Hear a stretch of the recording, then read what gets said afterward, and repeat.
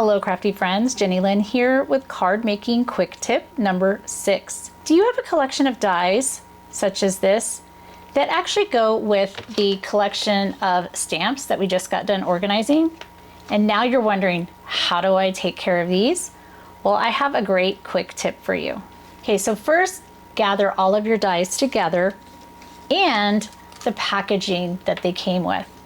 Next, take all of the little images that are on the packaging and match it to its coordinating die and cut them out.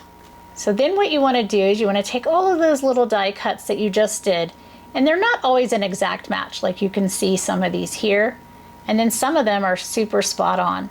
But take all of those little die cut images and glue them to a piece of 110-pound cardstock. Then on the back side, place an adhesive magnetic sheet. So now you've got a double-sided page that is sturdy. You can have your dies on one side where the magnet is, and then you have a sample of the die cut on the other side. So if the packaging that came with the die doesn't have a really good image that you could use, you can always do exactly what we did in the previous video, and you can stamp and color the images, and then you can adhere them to this side of the card. So now you have a colorful array of die cuts that match the actual dies on the other side. So once you have all of your die cut images attached to your cardstock, take the other side and just place all of your dies on the adhesive magnetic sheet.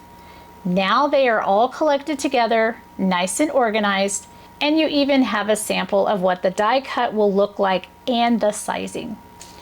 Okay, so once you have your panel all put together, you have a sample of all the die cuts on one side, you have all of the dies on the other, you're just going to want to grab that pocket that you used to contain all of the stamped images and put that right in there to go with it. So now you have an organized bundle of some really cute stamps and their coordinating dies all in one place for the next time you're ready to create handmade joy for everyday moments. Hello crafty friends, thanks for making it to the end with me. I'm so glad you were here to share in the crafty fun.